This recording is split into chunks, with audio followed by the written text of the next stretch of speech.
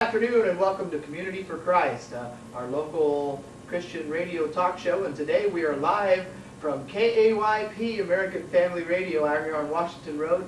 And this is my good friend Dennis Ostrander, who is the director of the radio station. And we're going to ask Dennis a little bit about the history, and then we're actually going to get involved with one of the programs. And I hope we don't bother him too bad when we go in there. But God bless you all for watching today, and I hope you're blessed because you've watched this program. And we might as well get right into it, Dennis. Sure.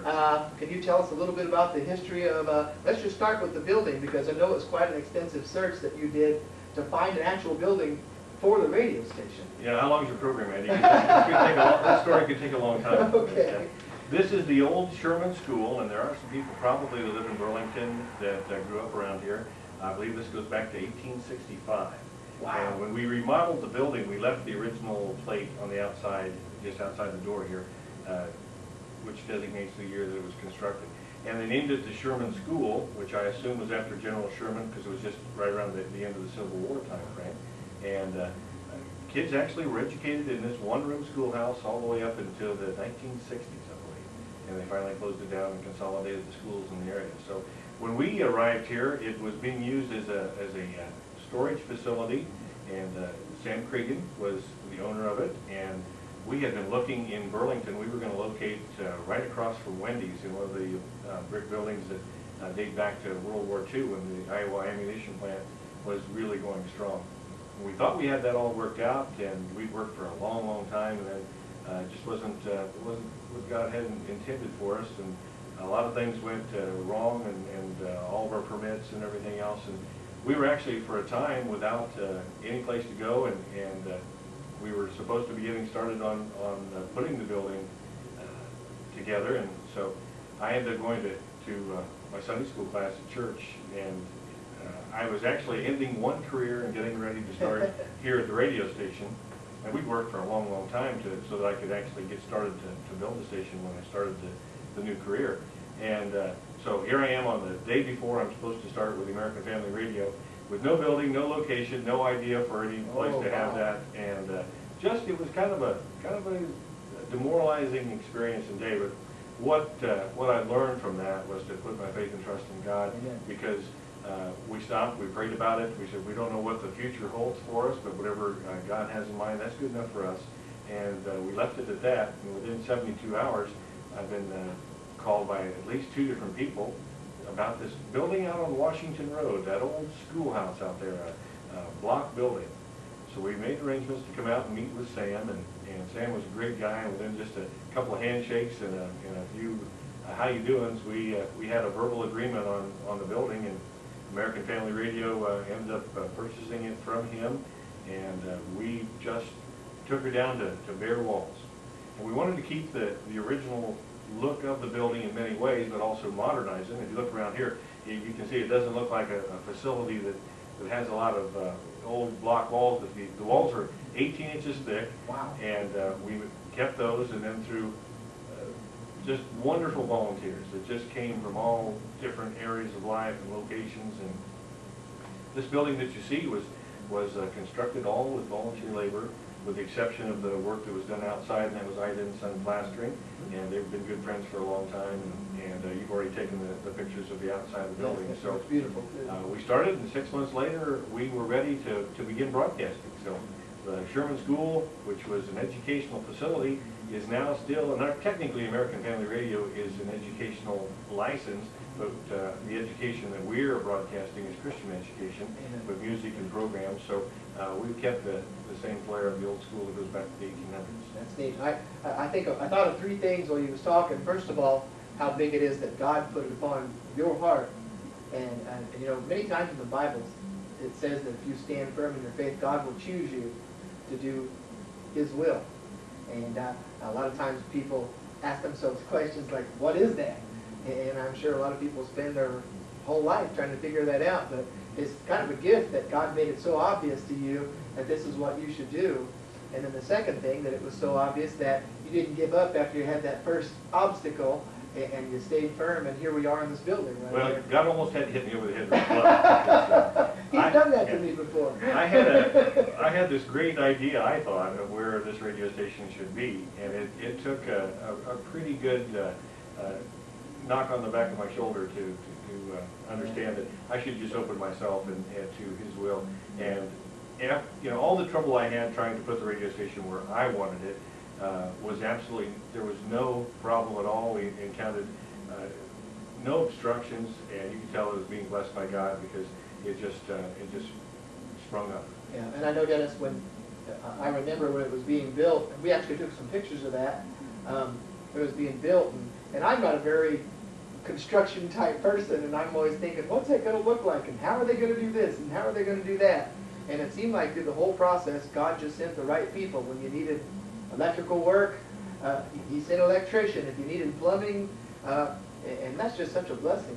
Well, that in itself, I'm sorry to interrupt you, That's right. but that part of the story is so unique. When we first started to come up with the station here, the license had been granted, and we had a period of time to actually find a place to locate it, and we couldn't put it anywhere within the listing area. We talked about possibly Mount Pleasant, New London, in Danville area. We looked at there for a while, and when we were looking over in Danville, we actually drew up some plans for the radio station, and we wanted to be frugal. We wanted to get the minimum amount of space and get the maximum amount of usage out of that. So Bill Sherwood, who works for the Weingart Company and is a good friend of this ministry, his wife is one of my co-workers, and Bill is one of the sharpest guys you'll ever meet, and he drew us up some plans for what we thought would be the minimum needs for a Christian radio station.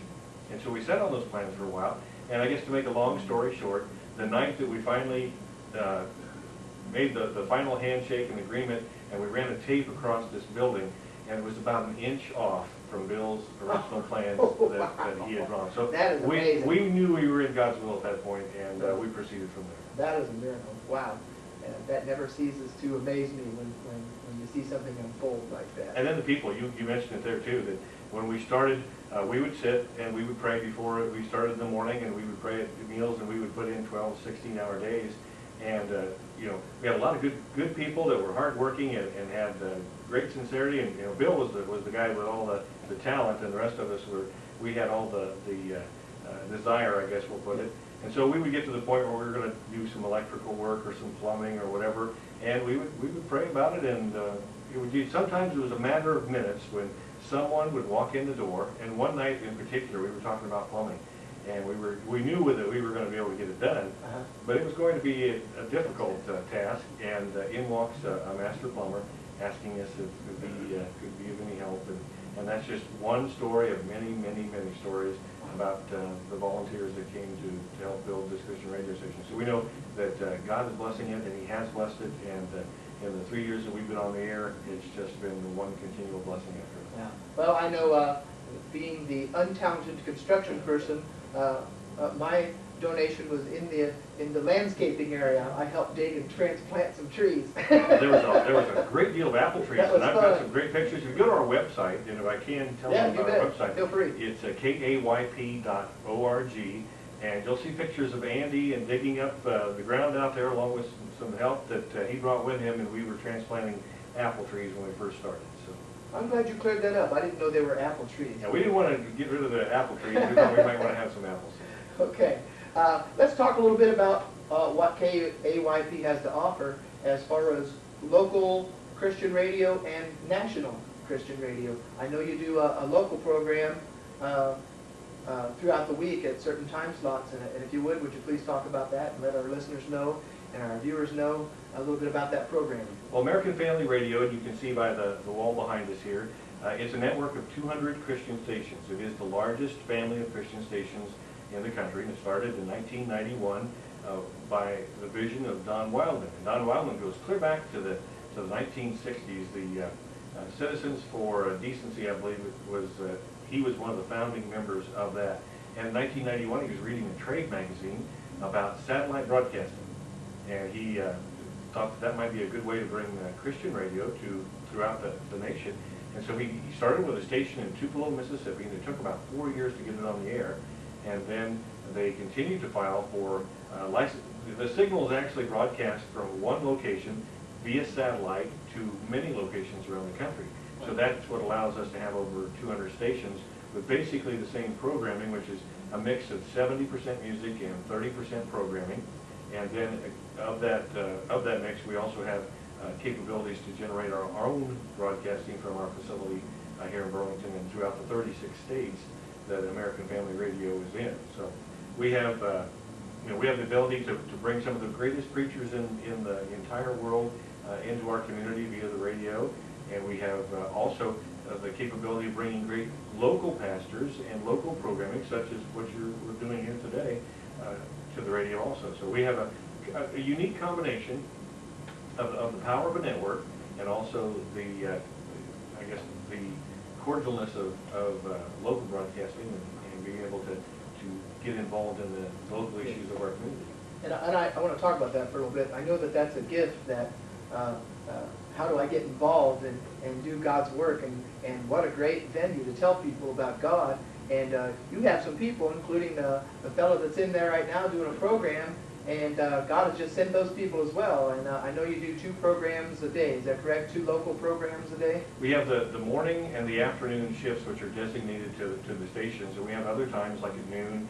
And in the course of a broadcast hour, we have lots of opportunities to break in locally with weather and news and announcements from our supporters and underwriters, and we have quite a variety of local programming. And we have some very talented people, and one of which is yourself. And Andy was one of the initial local people that we put on the air. Like Mike Holton's on the air right now with his Monday program called The Noise We Make. So we just have a really big variety. And if you ask me to quote them all, I'd probably forget someone. But you can also go to our website. I want to plug that website so people can take a look at it and see a complete list of our programs, both nationally and locally, and it's kayp.org. All right.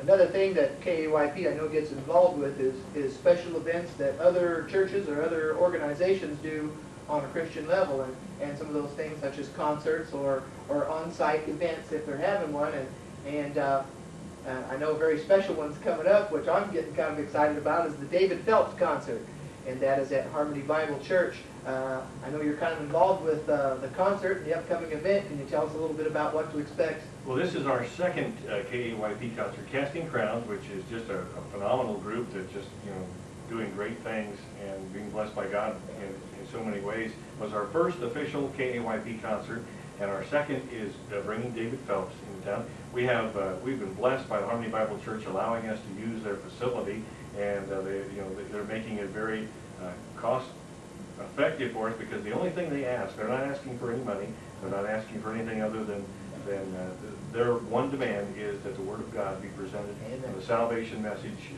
at every concert, and that's a pretty good arrangement. Yes, it is. So yes, KAYP can bring these artists. We have contacts through our national network, and David Phelps, we just found him got him right when he was beginning his New Revelation tour. So on Friday, June 4th, he'll be at the Harmony Bible Church, and George Rowe will be his opening act, and we're just, that's just one part of what we want to do. Our mission statement is to keep the Word of God in front of people 24 hours a day, through the programs, through the music, through the concerts, through the local things that we try and broadcast.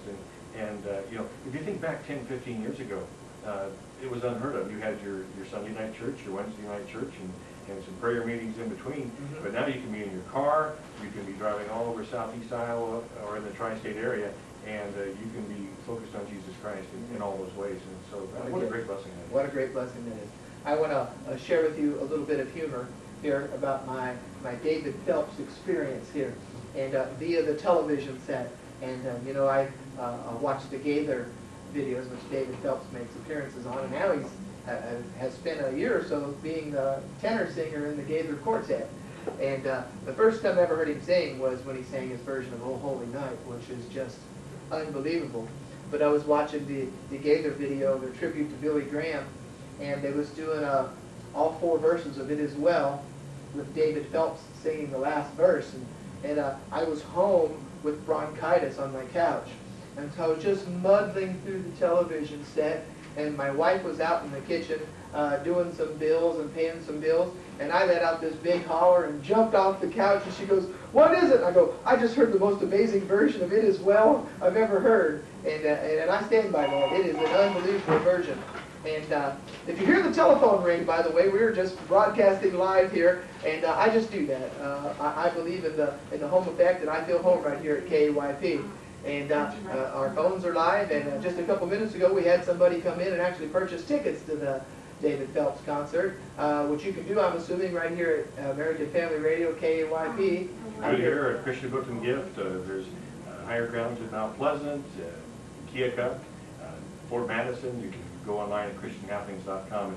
And David Phelps, he has an incredible voice. He's probably, you've heard of Pavarotti and Luciano and all the others, but David Phelps is probably one of the 4 best tenors in the world, and he can hit notes that we can only draw on paper, and he can actually sing. Yes, being a high singer myself, I appreciate that. The telephone number here at KAYP, you have a toll-free number, and that number is 866-493-5297. If you'd like to give Dennis or one of the other on-air people a call, or one of our volunteer secretaries would like to talk to you, or the local number is 758-6911, or the website, which I know a lot of people use as a venue for communication these days, is kayp.org. And I want to thank Dennis for being with us today, and this was fun. Watching this building start, as I know when I first looked at it, to being what it is today is absolutely amazing. And we're going to give you an opportunity to just kind of see some of the end result. And in just a few minutes here, as we pan around the room and show you some of the interesting things that are actually in the building itself, as we prepare to go in and interrupt our friend in there that's doing a program, and hopefully we'll surprise him too much or get him off guard. So thank you, folks. The KAYP, which is 89.9 on the FM radio dial, American Family Radio. Thank you, Andy. Thank you. Once again, here we are at KAYP American Family Radio out on Washington Road, and I have asked Dennis, who is standing behind me, we are going to take a little video tour of the radio station, starting with these 2 old radios that sit in the window here. And Dennis, I'm just going to pan around the room if you'd like to tell us a little history about the ideas and the inspiration for the way this is designed here. Well, if you come in the front door and make a right-hand turn, you'll see that we've decorated with a lot of old-style radios. We go clear back into the 1930s, and these are just a few examples of that. And my coworker, Lana Sherwood, is responsible for these. A lot of these are own personal radios, and most of them still work, and that's the unique thing about that. So we thought this radio theme would help. And the wall just adjacent to where this radio that we're looking at right now is kind of the history of American Family Radio and KAYP, and also the history of the Sherman School. And we asked some of the people, in fact we had one of the, Irma Fife, who just lives down the road on Washington Road. She wrote the history of the Sherman School, clear up to the time when it actually closed. And then we have some pictures of some of the people that went to school here. One of our neighbors, Claire Boland, was one of the last students, and he's in one of these pictures that you see here on the wall. He's in this picture right here, and we're going to have a little contest. If you think you know which one Claire Boland is, give the radio station a call, because we sure can't figure it out. But you can see the original design of the school, and it hasn't changed since it was built in the 1800s. And a lot of people come in and read this, and they'll be surprised, say, yeah, I went to school there. So it has just a rich history of education to the students in this area. And that's on the wall just to the immediate right, and if you pan around to the left there a little bit, you'll find that some more of our old radios, and we have a lot of unique stories about the core, but the ceiling I think probably has the best story. If anyone had their children at the Burlington Medical Center down by the river, you'll have some memories here at KAYP, because when they were tearing down the old hospital, we were making sure that we were being frugal, and we had an opportunity to get some of the materials out of the old hospital. And this is the old ceiling in the maternity ward where all the children were born. The lights, the fixtures, everything came out of the Burlington Medical Center.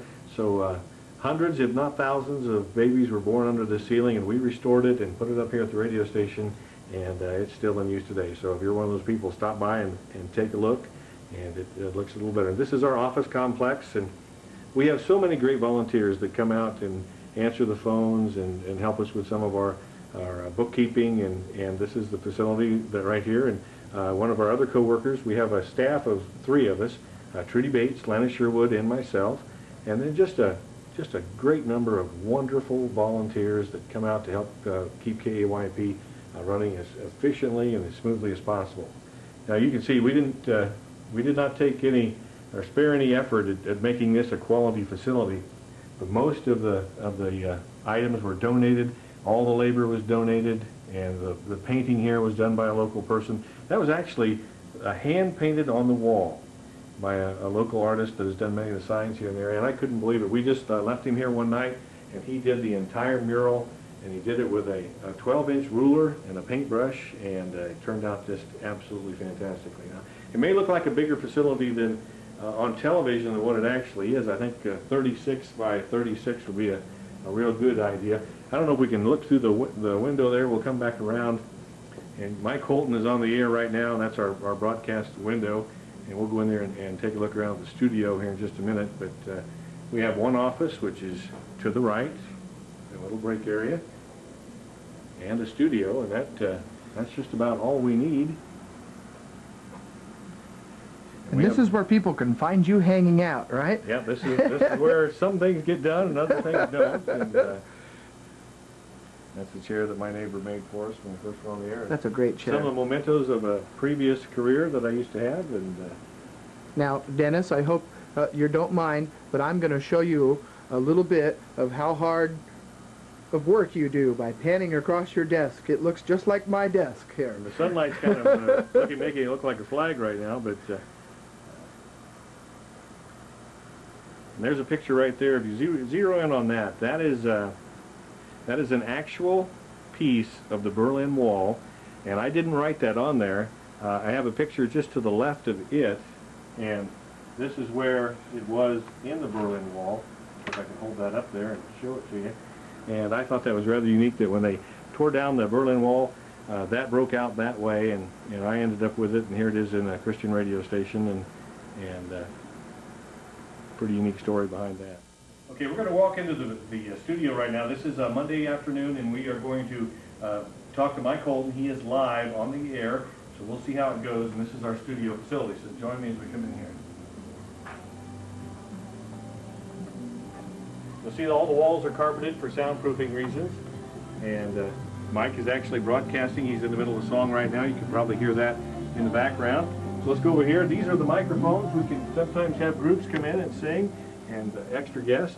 And Mike is getting ready to go on the air, so I'm going to be quiet and you can listen to Mike. I got a minute yet. Got a minute yet? Okay, great. This is Mike Holton, the host of The Noise We Make and our Top 20 Countdown, and one of the good friends and great volunteers here at the radio station. And Mike is going to be moving, changing locations. I'll let Mike kind of tell us about that here, if you got a second or two.